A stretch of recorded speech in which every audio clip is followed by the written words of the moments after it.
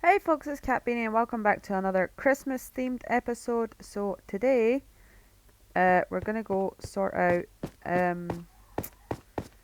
make safe the bit around the portals, go to the spawn base, maybe do some stuff there. We need to make the nether safe as well, just so my kid can get through it when it's in survival mode. So that's what we're doing today.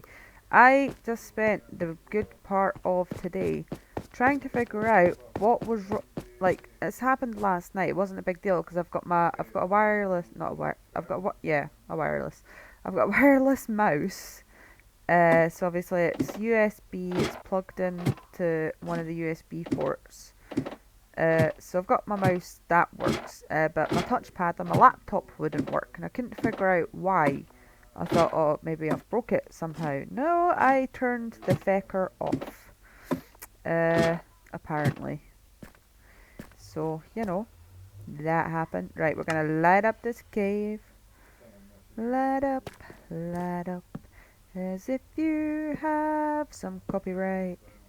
Even if you cannot copyright. Uh, ooh, something trippy this way comes. Ooh, I struck gold! That always reminds me of, what's that, Austin Powers movie where they have the gold guy in it who is also the guy that plays Austin Powers. Oh, that's deep. Oh look, diamonds! Nice. Right, I better not get too lost.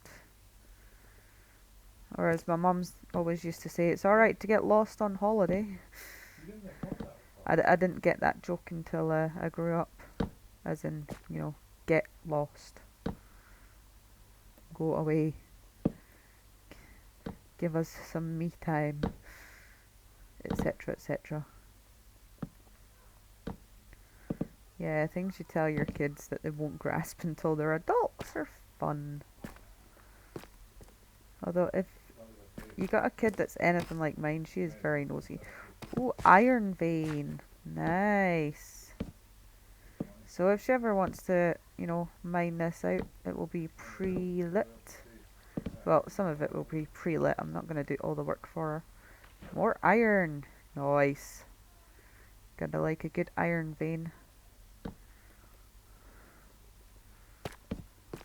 Lots of iron there. And obviously this is all natural generation. I have not messed with this whatsoever. Lava!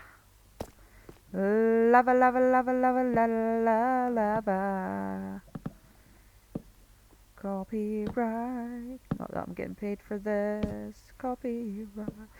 Ta ta ta ta ta ta. Like I have this flaw. I am aware of it, but not enough to really do anything about it. Like there's lots of things like I like doing. I like doing photography. I like knitting. I like crocheting. I like playing The Sims.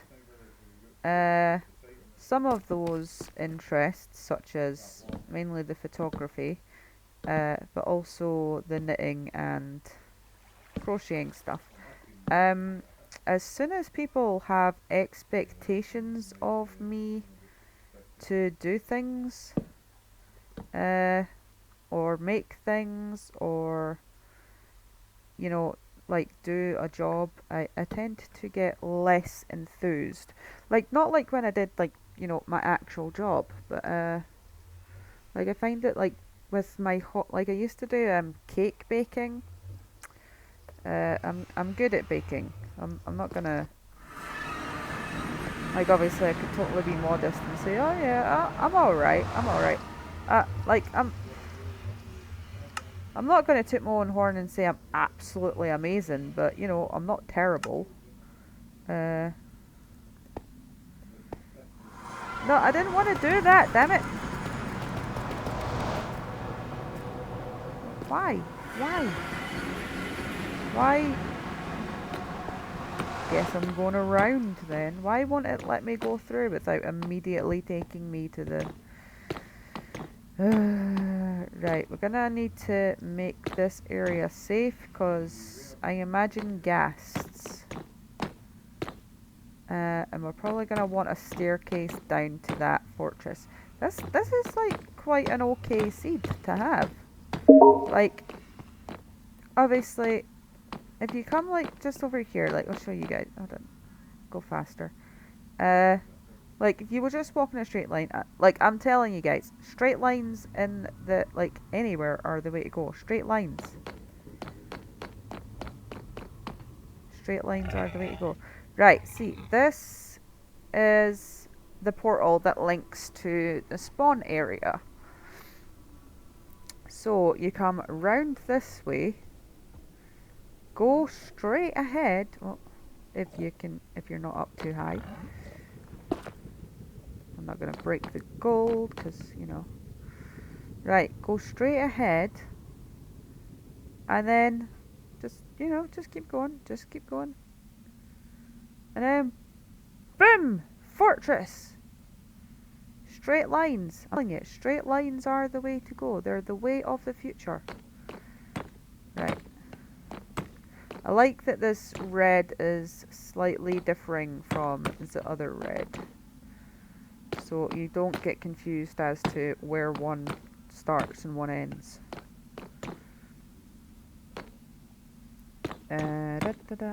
Yeah, so our youngest had her audiology appointment today. It was a bit of a like a bit scary there for a minute, because like not only does it bring back memories of when my other two had to go through their audiology appointments to check their hearing, but also like my personal appointments when I was a kid, which were not all that great because my mum doesn't drive. We had to go on the bus very, very far away from our house to get these pediatric audiology appointments when I was a kid. And then obviously when they do them and they tell my mum that there was issues with my hearing, she would be a bit upset afterwards.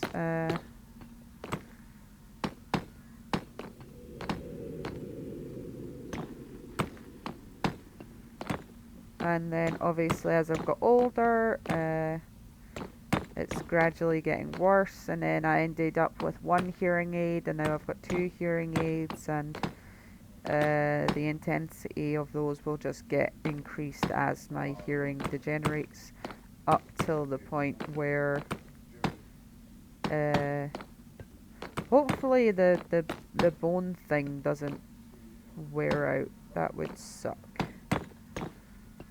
Right, because there's, as far as I am aware, there is a bone conductivity issue with, I can't remember if it's my left or my right, but one of them, like the other one, the bone conductivity is fine, but one of them it's on the decline, and if that goes, there, as far as I'm aware, there is sweet FA they can do for the hearing in that year after that goes.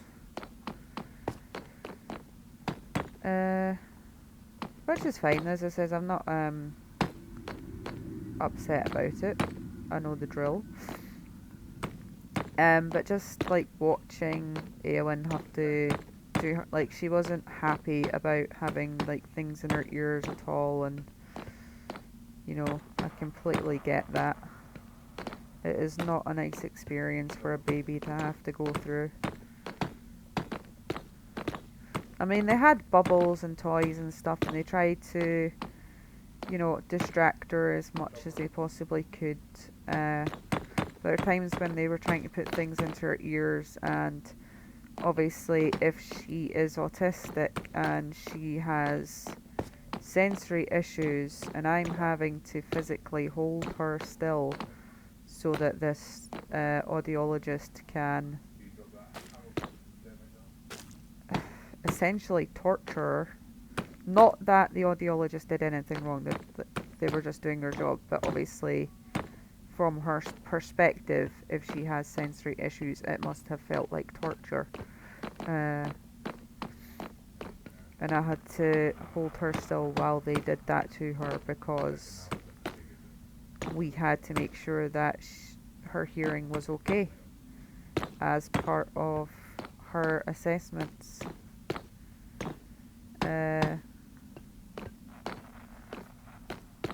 Like, I have got some people come up to me and say, oh, you know, oh, she might not be autistic, I bet she'll be fine, and blah, blah, blah, blah. And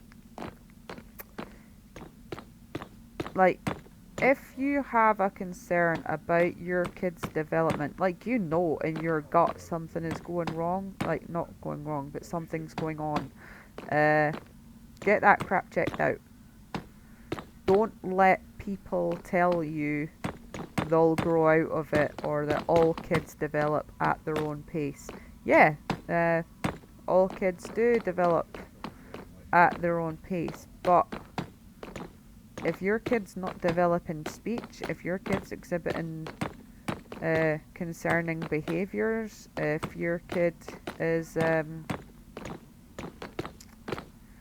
has more than one developmental delay, don't let people lull you into a false sense of security. It could entirely be nothing, but no doctor will tell you you're wasting their time over concerns about your child's health.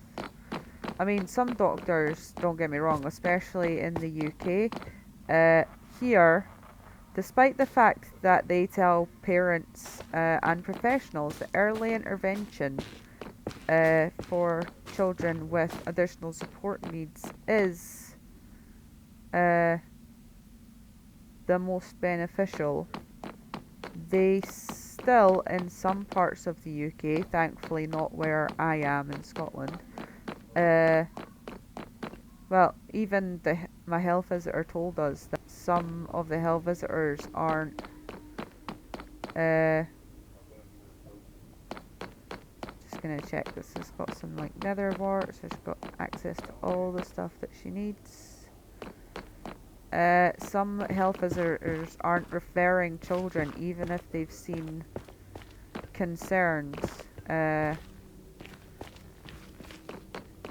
because they're wanting to leave it until they're in school. And as a oh wow, oh snap, as a, you know, nursery practitioner, that horrifies me. Like, not just as a parent, but as someone that has worked with children. The idea of them not referring a child for assessment and for support, and just see how it goes mentality, absolute, like, thankfully my health visitor and thankfully Nathan's health visitor that we had previously, that we still see occasionally, she did the youngest one's vaccinations, but yeah, the idea that, oh, we'll just wait and see how it goes, is absolutely horrifying to me as a parent, as, you know, a professional that worked with children. Like, early intervention is the best thing you can do for a child. And obviously I've already put provisions in place for Eowyn so that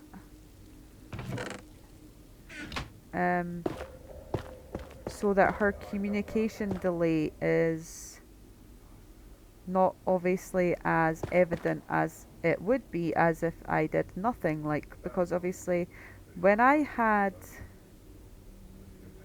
Nathan, I had no idea what autism was. Uh, I had no idea that this was going to be something that was going to completely impact all of our lives. Uh, and if it wasn't for him being who he is and getting his diagnosis, his sister's condition would have went untreated and unnoticed, and she may not have got the help she needed and the support she needed at school, because if you don't, like, she presents as a neurotypical child. If you don't know what to look for, she masks very well. Uh, Obviously, girls with autism can present differently to boys. And that's something that's still only just coming out of the woodwork. Right, so we've got a little blaze spawner thingy there. I'm just gonna, yeah, there we go. So she wants to kill blazes. She has easy access.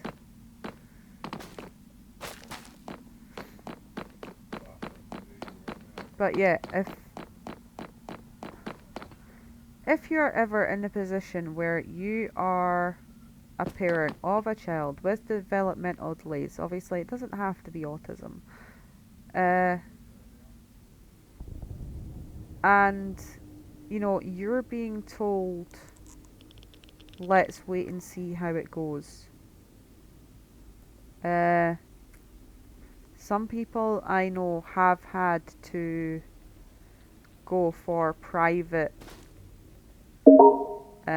assessments because in obviously the UK we don't pay for healthcare, but the other side to that is the wait for healthcare, and then obviously not always getting the services that you think your child needs, like access to speech and language therapy, or a pediatrician appointment, or you know, it's all based on what other professionals think would be best for your child. And if they turn around and say,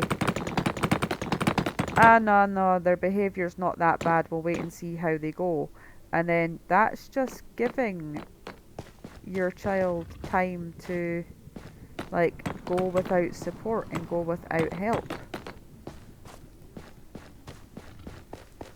Right, I'm gonna make a little thing around this, so if there's any hostile who has, we don't come into contact with them.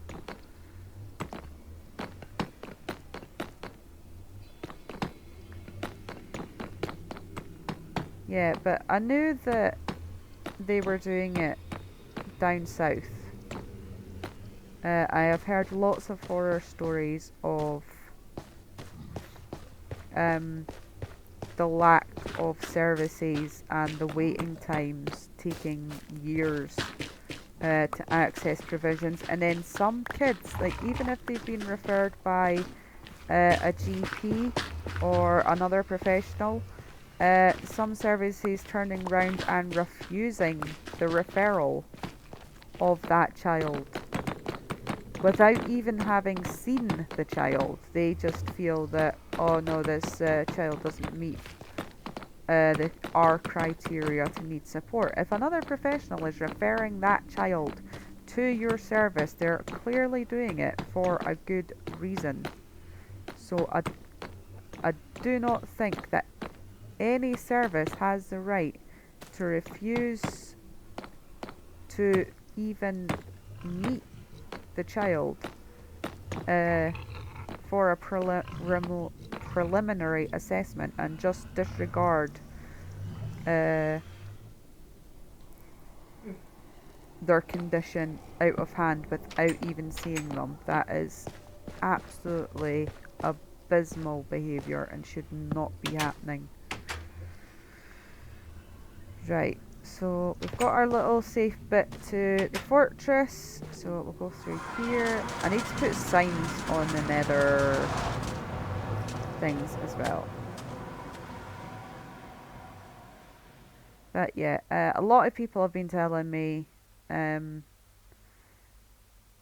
that she's too young, or they don't show signs of autism at this age and stuff like that. And it, like, even people that have never dealt with an autistic person before, uh, like, how would you know? Right, like, I get other parents got a parent, but if your kid's not autistic, and like we saw, like I saw conning behavior in my son when he was little, uh, and I'm just thankful that I had a very good health visitor who has worked with autistics before. Uh, what is that coral over it? Red block in the middle. Uh, and even she said, before he was even referred to the pediatrician, she turned around and said to me at his 12th month review that she thought it may be autism. Obviously, she wasn't allowed to say for certain because uh, she could have got in trouble, uh, for like she's not qualified to formally diagnose a person as autistic. Right, so this is the spawn area, and obviously this is the portal. So I need to make a little spawn base. I don't know if I want to build it around the portal. I might do that. Or maybe we could utilize, I think it's a bit far away from the portal to utilize this. Oh, cool, that's handy. I do want to go check what is down there though, so I'm gonna try not go on the pressure plate, go down, see what's in here. Not bad. Eh. Ooh, nice. Not bad. So some good stuff in there that she can explore at a later date. But that's it for this episode, guys. Please remember to like and subscribe, and I will see you in the next one where we will start making a spawn base. So thanks for watching. Catch you later. Goodbye.